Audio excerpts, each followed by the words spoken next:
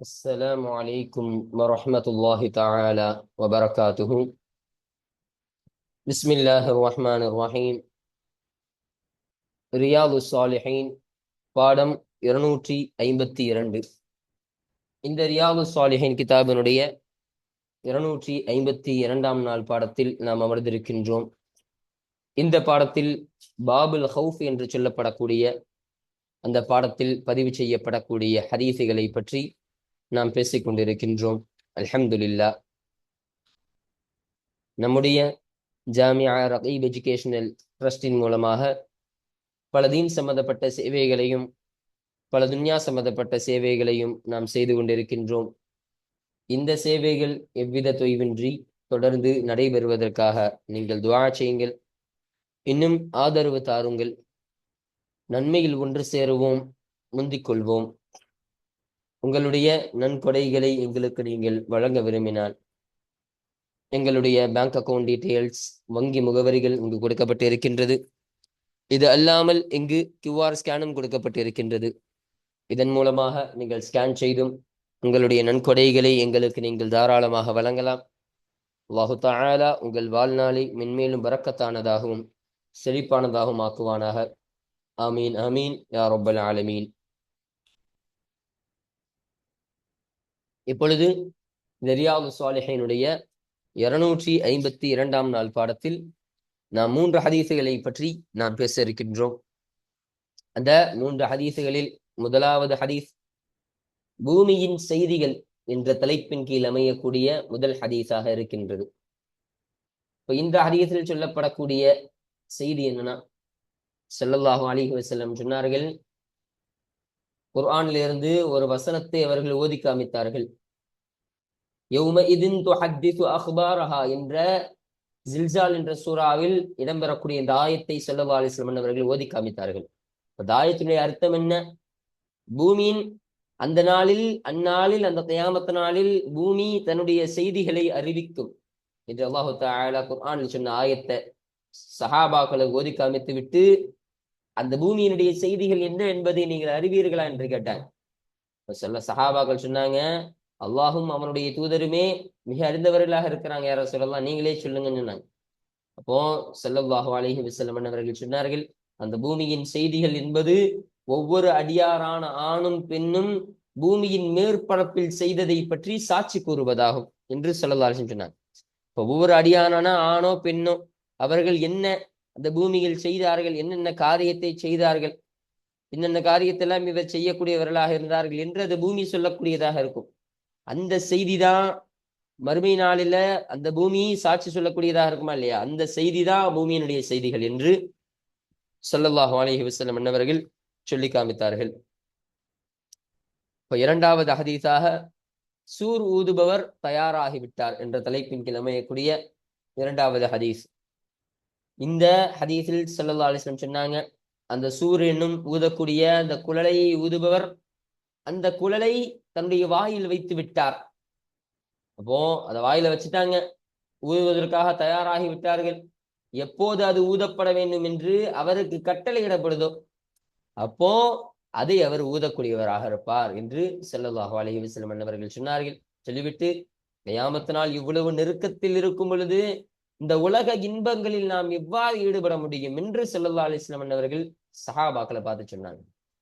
இந்த ஸல்லல்லாஹு அலைஹி வஸல்லம் சொன்ன இந்த வார்த்தை என்பது சஹாபாக்களுக்கு ரொம்ப கடினமான ஒரு வார்த்தை ஆயிடுச்சு. ரொம்ப கஷ்டத்தை ஏற்படுத்தக்கூடிய, அச்சத்தையும் அல்லாஹுடைய அந்த அச்சத்தையும் கவலையையும் அளிக்கக்கூடிய ஒரு வார்த்தையாக ஆயிடுச்சு. ஸல்லல்லாஹு அலைஹி வஸல்லம் சஹாபாக்களுக்கு சொன்னாங்க, ஹஸ்புனல்லாஹு வ நிஅமல் வக்கீல் என்று நீங்கள் சொல்லுங்கள். அல்லாஹ்வே எங்களுக்கு போதுமானவன், இன்னும் அல்லாஹ்வே அவனே சிறந்த பொறுப்பாளியாக இருக்கிறான் என்பதை நீங்கள் சொல்லிக் கொள்ளுங்கள் என்று ஸல்லல்லாஹு அலைஹி வஸல்லம் அவர்கள் தன்னுடைய சஹாபாக்களுக்கு சொல்லி தந்தார்கள் இந்த ஹதீஸின் மூலமாக. மூன்றாவது ஹதீஸாக சொர்க்கமே அல்லாஹ்வின் வெகுமதி என்ற தலைப்பின் கீழ் அமையக்கூடிய ஹதீஸ். இந்த ஹதீஸில் சொல்லுவார்கள், ஒருவர் அல்லாஹ்வை பயந்தால் என்று சொன்னால் தன்னுடைய வணக்க வழிபாடை அவர் முன்னிரவே ஆரம்பித்து விடுவார், நடக்க ஆரம்பித்திருவாரு. அப்போ முன்னிரவே தன்னுடைய வணக்க வழிபாடை யார் ஆக்கி கொண்டார்களோ அவர் தன்னுடைய தங்குமிடத்தை அவர் அடைந்து கொள்வார் என்று ஸல்லல்லாஹு அலைஹி வஸல்லம் அவர்கள் சொன்னார்கள். சொல்லிவிட்டு சொன்னாங்க, இன்னும் அறிந்து கொள்ளுங்கள், அல்லாஹ்வினுடைய வெகுமதி என்பது ரொம்ப மதிப்பு மிக்கதாக இருக்கும். இன்னும் அறிந்து கொள்ளுங்கள், அல்லாஹ்வினுடைய வெகுமதி என்பது அது சொர்க்கமாக இருக்கும் என்று ஸல்லல்லாஹு அலைஹி வஸல்லம் அவர்கள் இந்த ஹதீஸின் மூலம் நமக்கு சொல்லித் தருவார்கள். இப்போ இந்த செய்தி தான் இந்த ஹதீஸில் பதிவு செய்யப்படுது. இப்போ இன்றைய பாடத்தில் இந்த 3 ஹதீஸுகளை பற்றி மாத்திரம் நம்ம பேச இருக்கிறோம். அப்போ இதற்கான தர்ஜுமாக்கள், இதனுடைய விளக்கங்கள், கூடுதல் செய்திகள் எல்லாம் இந்த ஹதீஸ் வாசிக்கும் பொழுது நம்ம பார்ப்போம். அல்ஹம்துலில்லாஹ். இப்போ நம்ம கிதாபை பார்ப்போம். 408வது ஹதீஸ். இந்த ரியாது ஸாலிஹின் கிதாபில் பதிவு செய்யப்படக்கூடிய ஹதீஸ்களுடைய வரிசையின் பிரகாரம் இது 408வது ஹதீஸாக இது அமைகின்றது. இப்போ இந்த ஹதீஸானது யாரை தொட்டும் அறிவிக்கப்படக்கூடிய ஹதீஸாக இருக்கின்றது என்றால், வான் அபி ஹுரைரத ரதியல்லாஹு அன்ஹு, அபு ஹுரேரா ரதியல்லாஹு அன்ஹு அன்னவர்களை தொட்டும் அறிவிக்கப்படக்கூடிய ஹதீஸாக இந்த ஹதீஸானது அமைகின்றது. ரதியல்லாஹு, அல்லாஹு தஆலா அவர்களை பொருந்திக் கொள்வானாக. கால, அந்த அபு ஹுரைரா ரதியல்லாஹு அன்ஹு சொன்னார்கள், கரஅ ரசூலுல்லாஹி ஸல்லல்லாஹு அலைஹி வஸல்லம், அல்லாஹுடைய தூதர் ஸல்லல்லாஹு அலைஹி வஸல்லம் அன்னவர்கள் ஓதினார்கள், ஓதி காமித்தார்கள். இப்போ இந்த ஆயத்தை ஸல்லல்லாஹு அலைஹி வஸல்லம் அன்னவர்கள் ஓதி காமித்தார்கள் என்ற விஷயத்தை சொல்றாங்க பாருங்க. யௌமஇதின் துஹத்திஸு அக்பாரஹா ஸதகல்லாஹுல் அலீம் என்று சூரத்து ஜில்சால்ல பதிவு செய்யப்படக்கூடிய இந்த ஆயத்தினை ஸல்லல்லாஹு அலைஹி வஸல்லம் அன்னவர்கள் ஓதி காமித்தார்கள். இப்போ இதற்கான அர்த்தம் என்ன? யௌமஇதின், அந்நாளில், அந்த மறுமை நாளில், துஹத்திஸு பூமியானது அறிவிக்கும், அக்பாரஹா அந்த அதனுடைய செய்திகளை அந்த பூமியானது அறிவிக்கும் என்று அல்லாஹு தஆலா திருமறையில் கூறக்கூடிய ஆயத்தை ஸல்லல்லாஹு அலைஹி வஸல்லம் அவர்கள் ஓதி காமித்தார்கள். அப்போ அந்த நாளைக்கு பூமி தன்னை பற்றிய அந்த செய்திகளை பற்றியெல்லாம் அறிவிக்கக்கூடியதாக இருக்கும் என்று அல்லாஹு தஆலா சொன்னான். அப்போ பிறகு கால ஸல்லல்லாஹு அலைஹி வஸல்லம் அவர்கள் கேட்டார்கள், அத்ததரூன மா அக்பாரஹா. அப்போ இந்த இடத்துல அக்பாருஹா என்பதாக போட்டிருக்கிறாங்க, லம்மு வச்சு. இது தவறு, இது நுஸ்ஹா பல. அக்பார் ரஹா ஃபத்தஹ வச்சு வருவதுதான் சரியானது. சரிங்களா? அப்போ இதனுடைய அர்த்தத்தை பாருங்க. அந்த பூமியினுடைய செய்திகளை நீங்கள் அறிவீர்களா என்று ஸல்லல்லாஹு அலைஹி வஸல்லம் அவர்கள் சொன்னார்கள். அப்போ சஹாபாக்கள்கிட்ட கேட்குறாங்க, அந்த பூமியினுடைய செய்தின்னு சொல்றாங்கன்னு, அந்த செய்தினா உங்களுக்கு என்ன தெரியுமா, அந்த பூமியினுடைய செய்திகளை பற்றி உங்களுக்கு தெரியுமா என்று ஸல்லல்லாஹு அலைஹி வஸல்லம் அவர்கள் சஹாபாக்களை பார்த்து கேட்டாங்க. அப்போ காலு, சஹாபாக்கள் எல்லாம் சொன்னார்கள், அல்லாஹு ரசூலுஹு ஆலமு, அல்லாஹும் இன்னும் அல்லாஹுடைய தூதருமே ஆலமு அதிகம் அறிந்தவர்களாக இருக்கின்றார்கள் என்ற ஒரு பதிலை சொன்னாங்க. யார் ரசூலல்லாஹ், அல்லாஹ்விற்கும் அல்லாஹுடைய ரசூலுக்குமே ரொம்ப தெரிஞ்ச விஷயமாக இருக்கு. இப்போ அல்லாஹுடைய ரசூல் நீங்க தான், அல்லாஹுடைய தூதர் நீங்க தான், அதனால நீங்களே மிக அறிந்தவர்களாக இருக்கிறீங்க, இதற்கான விளக்கத்தை நீங்களே தந்து விடுங்கள் என்று சஹாபாக்கள் ஸல்லல்லாஹு அலைஹி வஸல்லம் அன்னவர்கிட்ட சொன்னாங்க. அப்போ கால ஸல்லல்லாஹு அலைஹி வஸல்லம் அன்னவர்கள் சொன்னார்கள், ஃபஇன்ன அக்பாரஹா, எனவே நிச்சயமாக அந்த பூமியினுடைய செய்திகளாகிறது, அந்த ஷஹத அலா குல்லி அப்தின் அவ் அமத்தின், ஒவ்வொரு அடியானும் இன்னும் ஒவ்வொரு அடிமையான ஆணும் இன்னும் ஒவ்வொரு அடியானான பெண்ணும், பிமா அமில அலா ظஹரிஹா, அந்த பூமியினுடைய அந்த மேல்பரப்பின் மீது அவர்கள் செய்த ஒன்றை கொண்டு ஒவ்வொரு அடியானான ஆணும் ஒவ்வொரு அடியானான பெண்ணின் மீதும் அது சாட்சி சொல்வது என்று அந்த பூமியானது சாட்சி கூறுவதாகும். தஷஹத் என்பது, தஷஹதுடைய ஃபாயில் என்ன, அந்த பூமி சாட்சி கூறுவதாகும் என்று ஸல்லல்லாஹு அலைஹி வஸல்லம் சொன்னாங்க. அப்போ ஒவ்வொரு அடிமையான ஆணும் ஒவ்வொரு அடிமையான பெண்ணும் அந்த பூமியினுடைய மேல்பரப்பனா, அந்த பூமியில அவர்கள் என்னென்ன செயல்களை செய்தார்கள், இன்னென்ன காரியத்தை இவங்க செஞ்சாங்க, இன்னென்ன காரியத்தை இவங்க செய்யல என்பதை பற்றியெல்லாம் அந்த பூமி சாட்சி கூறுவதுதான் அந்த பூமியினுடைய செய்திகளாக இருக்கு. அப்போ தகூலு, அந்த பூமி சொல்லும், அமில்த கதா வ கதா, இவ்வாறு நீ செய்தாய் என்று அந்த பூமி சொல்லக்கூடியதாக இருக்கும். நீ இப்படியெல்லாம் செய்ததானே, பி யோமி கதா வ கதா, இந்நாளில் இவ்வாறு நீ இவ்வாறு செய்தாய் என்ற விஷயத்தை பூமி எல்லாம் சொல்லுமா. இந்த நாளைக்கு இப்படிப்பட்ட நாளில் இப்படிப்பட்ட காரியத்தை எல்லாம் நீ செய்தாய் தானே இப்படிப்பட்ட காரியத்தெல்லாம் நீ செய்யக்கூடியவனாக இருந்தாதானே என்று அந்த பூமி சொல்லக்கூடியதாக இருக்குமாம். சொல்லிவிட்டு சொன்னார்கள், ஃபஹாதிஹி, எனவே இதுவாகிறது, அஹ்பாருஹா, அந்த பூமியினுடைய செய்திகளாக இதுவே அமைகின்றது என்று ஸல்லல்லாஹு அலைஹி வஸல்லம் சொன்னாங்க. அப்ப இதுதான் அந்த ஒவ்வொரு மக்களை குறித்து அவர்கள் செய்த அந்த செயலை குறித்து பூமி சாட்சி சொல்லக்கூடியதாக இருக்குமே, அத்தகைய அந்த செய்தி தான் பூமியினுடைய செய்திகளாக இருக்கின்றது என்று ஸல்லல்லாஹு அலைஹி வஸல்லம் அவர்கள் சொல்லி தந்தார்கள். பாருங்க, ரவாஹு திருமிதி, இந்த ஹதீஸினை திருமிதி ரஹ்மத்துல்லாஹி அலைஹி என்பவர்கள் அறிவித்தார்கள்.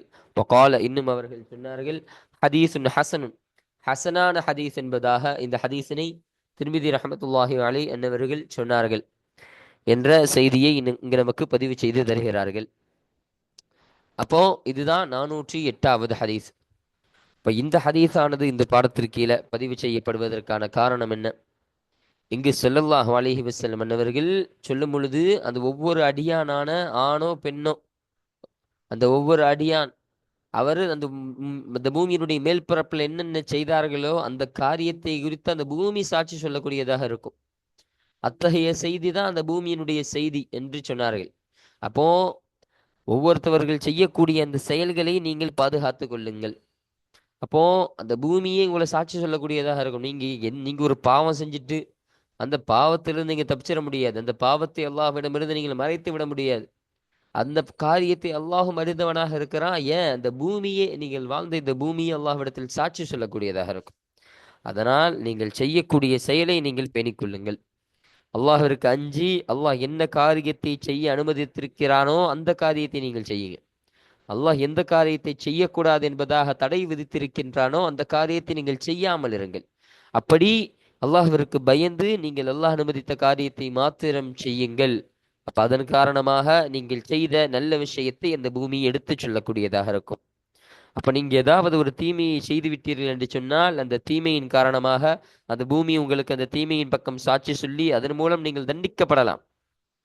அப்போ அல்லாஹ் அதை ஏற்றுக்கொண்டு உங்களை தண்டித்து விடுவான். அதனால் நீங்கள் அல்லாஹ்வை அஞ்சிக் கொண்டு நீங்கள் நல்ல அமலை செய்து கொள்ளுங்கள் என்ற ஒரு விஷயத்தை, என்ற ஒரு கருத்தினை இங்கு ஸல்லல்லாஹு அலைஹி வஸல்லம் அவர்கள் நமக்கு பதிவு செய்து தருகிறார்கள். அப்போ இந்த ஒரு கருத்தின் அடிப்படையில தான் இந்த ஹதீஸானது இந்த பாடத்திற்கு கீழே பதிவு செய்யப்படுவதற்கான காரணமாக இது அமைகின்றது. அல்ஹம்துலில்லாஹ். இப்ப அடுத்தபடியாக 409வது ஹதீஸை நம்ம பார்ப்போம்.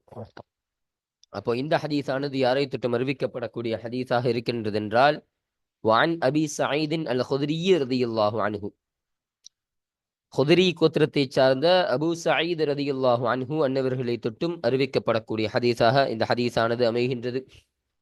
ரலியல்லாஹு அன்ஹு அவர்களை தொட்டும் அல்லாஹு தஆலா பொருந்திக் கொள்வானாக.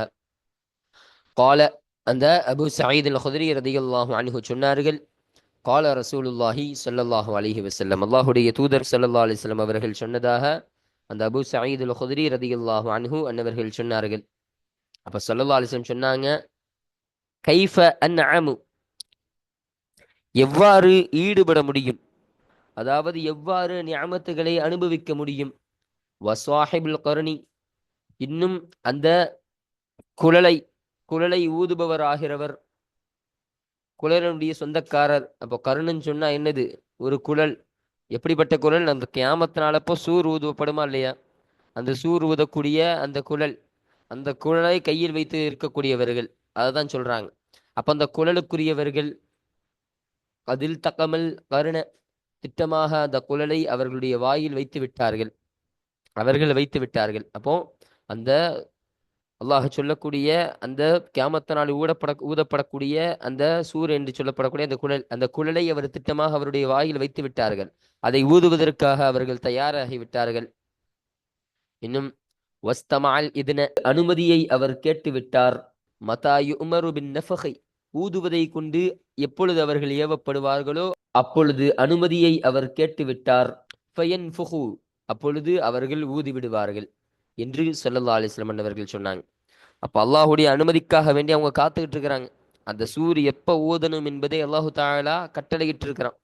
அப்போ அந்த கட்டளை என்பது எப்போ அல்லாஹு தஆலா விடுவானோ அப்பொழுது அந்த அனுமதியை அவர்கள் கேட்டுவிட்டால், அந்த அனுமதியை அவர்கள் செவியுற்று விட்டார்கள் என்று சொன்னால் உடனே அந்த சூரை ஊதக்கூடியவர்களாக இருப்பார்கள். உடனே சூறக்கூடியவர்களாக இருந்தாங்கன்னு சொன்னா அந்த கியாமத் நாள் என்பது உடனே வரக்கூடியதாக இருக்கும். உடனே வந்துவிடக்கூடியதாக இருக்கும் என்று ஸல்லல்லாஹு அலைஹி வஸல்லம் சொன்னாங்க. இப்போ இங்க மேல இந்த கைஃப அன்அமு என்ற ஒரு வார்த்தையை சொன்னாங்கல்ல இல்லையா, அதுல என்ன விஷயத்தை ஸல்லல்லாஹு அலைஹி வஸல்லம் சொல்ல வராங்கன்னா, அந்த சூர் ஊதக்கூடியவர்கள் திட்டமாக அவருடைய வாயில் அந்த சூரை வைத்து விட்டார்கள், அந்த குழலை அவர்கள் வைத்து விட்டார்கள். அப்படி இருக்க கியாமத்து நாள் இவ்வளவு நெருக்கத்தில் இருக்கும் பொழுது இந்த உலக இன்பங்களில் நாம் எவ்வாறு ஈடுபட முடியும்? இந்த உலக இன்பங்கள் எப்படி நம்ம சந்தோஷமா எடுத்துக்கிறது, இந்த உலக இன்பங்கள் எப்படி நம்ம அனுபவிக்கிறது என்ற ஒரு விஷயத்தை ஸல்லல்லாஹு அலைஹி வஸல்லம் அவர்கள் இதன் மூலமாக சொல்லித் தருகிறார்கள். அப்ப இதற்கான அர்த்தம் அதுதான். அப்போ இந்த ஒரு செய்தியை ஸல்லல்லாஹு அலைஹி வஸல்லம் சொன்ன உடனே ஃபகஅன்ன ذلك நிச்சயமாக இந்த விஷயமாகிறது ஸகுல அலா அஸ்ஹாபி ரசூலில்லாஹி ஸல்லல்லாஹு அலைஹி வஸல்லம், அல்லாஹ்வுடைய தூதர் ஸல்லல்லாஹு அலைஹி வஸல்லம் அவர்களுடைய தோழர்களின் மீது அது கடுமையானது போல ஆகிவிட்டது, அது கனமானது போல ஆகிவிட்டது என்று சொல்லித் தருகிறார்கள். இப்போ ஸல்லல்லாஹு அலைஹி வஸல்லம் இந்த செய்தியை அந்த சஹாபாக்களுக்கு சொன்ன உடனே சஹாபாக்கள்லாம் அது ரொம்ப கஷ்டமா போயிடுச்சு. சஹாபாக்கள் இது ரொம்ப சிரமத்தை குடிச்சு, அவங்க மீது கடமை ஆயிடுச்சுன்னா என்ன, அவங்க மீது கடினமாக ஆகிவிட்டதுன்னா என்ன, அவங்க மீது ஒரு பெரிய பாரம் விழுந்தது மாதிரி ஆயிடுச்சு.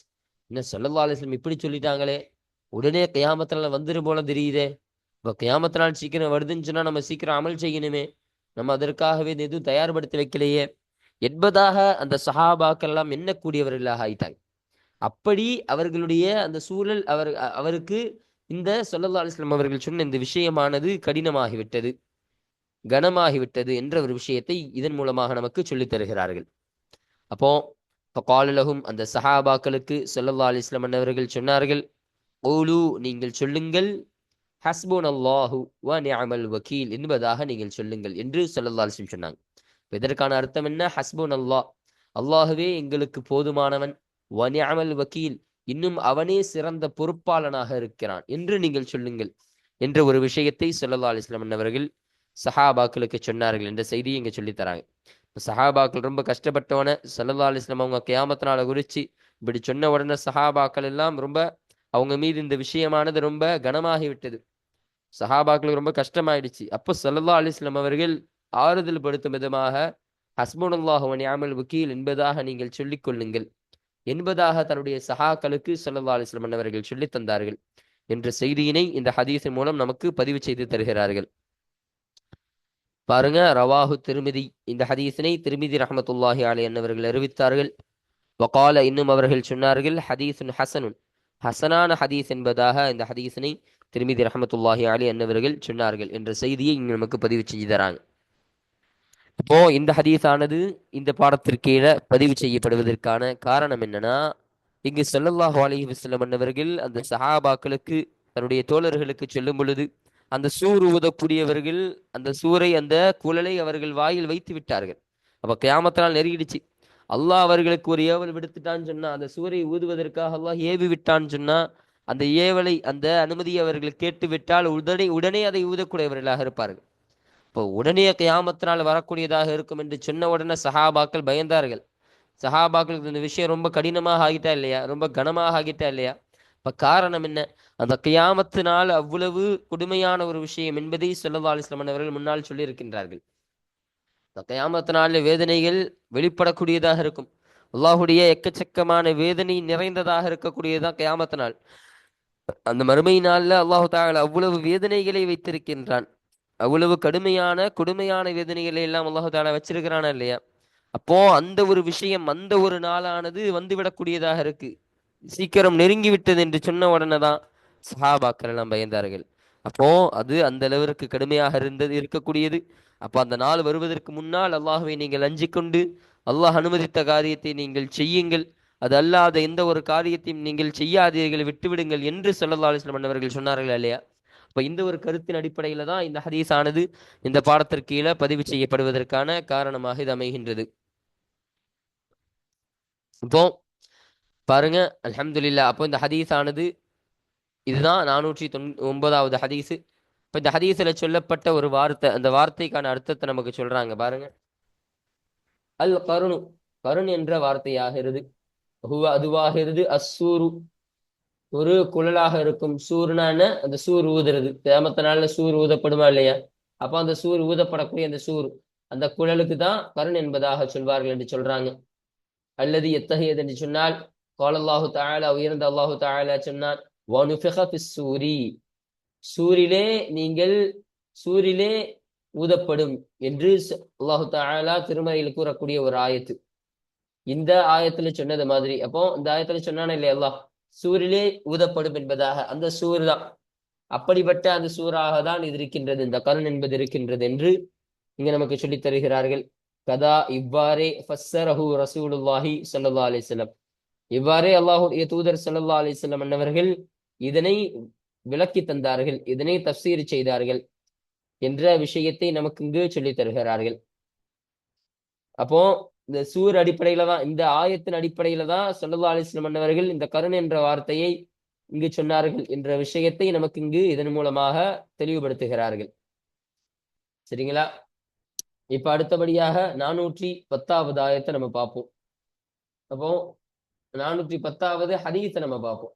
அப்போ இந்த ஹதீஸானது யாரை தொட்டு அறிவிக்கப்படக்கூடிய ஹதீஸாக இருக்கின்றது என்றால், வான் அபி ஹுரைரத ரதியல்லாஹு அன்ஹு, அபூ ஹுரைரா ரதியல்லாஹு அன்ஹு அன்னவர்களை தொட்டும் அறிவிக்கப்படக்கூடிய ஹதீஸாக தான் இந்த ஹதீஸும் அமைகின்றது. ரதியல்லாஹு அன்ஹு அவர்களை தொட்டும் அல்லாஹு தஆலா பொருந்திக் கொள்வானாக. கால அவர்கள் சொன்னார்கள், கால ரசூலுல்லாஹி ஸல்லல்லாஹு அலைஹி வஸல்லம், அல்லாஹ்வுடைய தூதர் ஸல்லல்லாஹு அலைஹி வஸல்லம் அவர்கள் சொன்னதாக அந்த அபூ ஹுரைரா ரதியல்லாஹு அன்ஹு அன்னவர்கள் சொன்னார்கள், மன் காஃப, யாரு பயப்படுவாரோ. என்ன பயப்படுறது?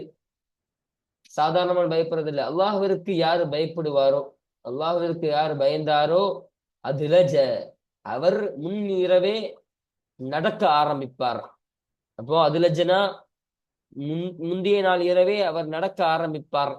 ஒமன் அதுலஜ, இன்னும் யார் முந்தைய நாள் இரவே நடக்க ஆரம்பிப்பாரோ, பலகல் மன்சில, அவர் தங்குமிடத்தை அவர் அடைந்து கொள்வார் என்று ஸல்லல்லாஹு அலைஹி வஸல்லம் சொன்னாங்க. இப்ப யார் அல்லாஹ்வை அஞ்சிக் கொள்வார்களோ, யார் அல்லாஹ்வை பயந்து கொள்வாங்கோ, அவர்கள் தன்னுடைய அந்த முன்னிரவே நடக்க ஆரம்பிப்பார்கள். என்ன வணக்கம் புரிய அவர்கள் ஆரம்பித்து விடுவார்கள். அல்லாஹ்வின் பயம் வந்துருச்சுன்னு சொன்னா அதற்கு முந்தின நாள் இரவே எந்திரிச்சு அவருடைய இபாதத்துல அதிகம் ஆர்வம் காட்டக்கூடியவர்களா ஆயிடுவாங்க.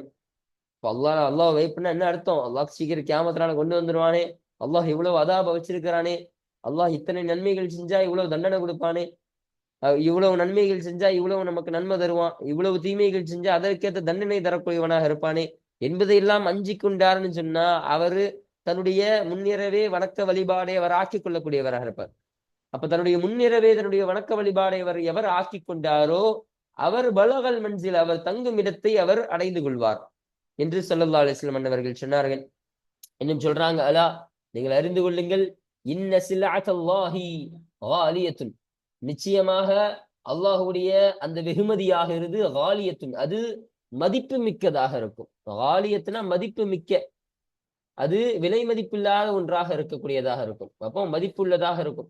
அல்லாஹ் தரக்கூடிய அந்த வெகுமதி இருக்குதா இல்லையா, அந்த வெகுமதி என்பது நீங்கள் எண்ணி பார்க்க முடியாத அளவிற்கு மதிப்பு மிக்கதாக இருக்கக்கூடியதாக இருக்கும். அது அந்த அளவுக்கு சிறப்பாக இருக்கக்கூடியதாக இருக்கும் என்று சொன்னார்கள். இன்னும் அலா, நீங்கள் அறிந்து கொள்ளுங்கள், இன்ன சில்அத்தல்லாஹி, நிச்சயமாக அல்லாஹ்வினுடைய வெகுமதியாகிறது அல் ஜன்னத்து, சுவனமாக இருக்கின்றது என்று ஸல்லல்லாஹு அலைஹி வஸல்லம் சொன்னாங்க. அந்த வெகுமதி ரொம்ப மதிப்புக்குரியதுன்னு சொன்னாங்க. இன்னும் அந்த வெகுமதி என்னன்னு சொன்னா அது அல்லாஹ் தரக்கூடிய அந்த சுவனமாக இருக்கும். அப்படி அந்த சுவனமான அவன் தங்கும் இடத்தை அவன் அடைந்து கொள்வான் என்பதை தான் இந்த மன்சிலின் மூலமாக சுவனத்தை நாடுகிறார்கள். அப்போ ஒருத்தன் அந்த இரவு வணக்கத்தை அல்லாஹ்விற்கு பயந்தான்னு சொன்னா அவன் இரவு வணக்கத்தை செய்யக்கூடியவனா ஆயிடுவான். அப்படி அவன் இரவு வணக்கத்தை செய்யக்கூடியவனா ஆயிட்டான்னு சொன்னா அவன் அந்த சுவனத்தை அடைந்து விடுவான், அந்த சுவனத்தை சென்று சேரக்கூடிய வழியை அவன் அடைந்து விடுவான் என்று ஸல்லல்லாஹு அலைஹி வஸல்லம் அவர்கள் இதன் மூலமாக சொல்லி தந்தாங்க. ரவாஹு திர்மிதி, இந்த ஹதீஸனை திர்மிதி ரஹ்மத்துல்லாஹி அலைஹி அன்னவர்கள் அறிவித்தார்கள். வகால, இன்னும் அவர்கள் சொன்னார்கள், ஹதீஸுன் ஹஸன், ஹசனான ஹதீஸ் என்பதாக இந்த ஹதீஸனை திர்மிதி ரஹ்மத்துல்லாஹி அலைஹி அன்னவர்கள் சொன்னார்கள். இந்த செய்தி இங்கே சொல்லித் தராங்க. அப்போ இந்த ஹதீஸில் சொல்லப்பட்ட ஒரு வார்த்தை, அந்த வார்த்தைக்கான அர்த்தத்தை நமக்கு சொல்றாங்க பாருங்க. அதுலஜ, அதுலஜ என்ற அந்த வார்த்தையாகிறது பிஸ்கானி தாலி, தாலிற்கு சுக்கூன் செய்வது கொண்டு அதுலஜ என்பதாக தாலுக்கு சுக்கூன் செஞ்சு வாசிக்க வேண்டும். ஃபதஹோ கஸ்ரோ லம்மோ செய்து வாசிக்க கூடாது, சுக்கூன் செய்து வாசிக்க வேண்டும் என்பதை நமக்கு சொல்லித் தராங்க. வமானாஹு, இன்னும் அதனுடைய அர்த்தமாகிறது சாரமின் அவ்வலில் லைலி, இரவினுடைய ஆரம்பத்தில் இருந்தே ஆரம்பித்தல், அவன் ஆரம்பித்து விடுவான். அப்போ இந்த அர்த்தத்திற்கு வரக்கூடியதாக இருக்கும். அப்போ இந்த இரவனுடைய ஸ்டார்டிங்கே முன்னிரவே, முன்னிரவனா முந்தைய நாள் இரவு கிடையாது, அந்த இரவினுடைய முன்னிரவே, அதாவது இரவனுடைய கடைசிலாம் கிடையாது. அவன் தூக்கத்தை விட்டு விட்டு அந்த இரவனுடைய ஸ்டார்டிங்கிலேயே அல்லாஹ்வை வணங்கக்கூடியவனா ஆகிருவான். அல்லாஹ்வை அல்லாஹ்வை வணங்கக்கூடிய விஷயத்தில், இதாத் செய்யக்கூடிய விஷயத்தில், இபாதத் செய்யக்கூடிய விஷயத்தில் மூழ்கக்கூடியவனாக இருப்பான் என்பதை இதன் மூலமாக சொல்லித் தருகிறார்கள். என்ற அர்த்தத்திற்கு தான் அது வரக்கூடியதாக இருக்கும் என்பதை சொல்றாங்க.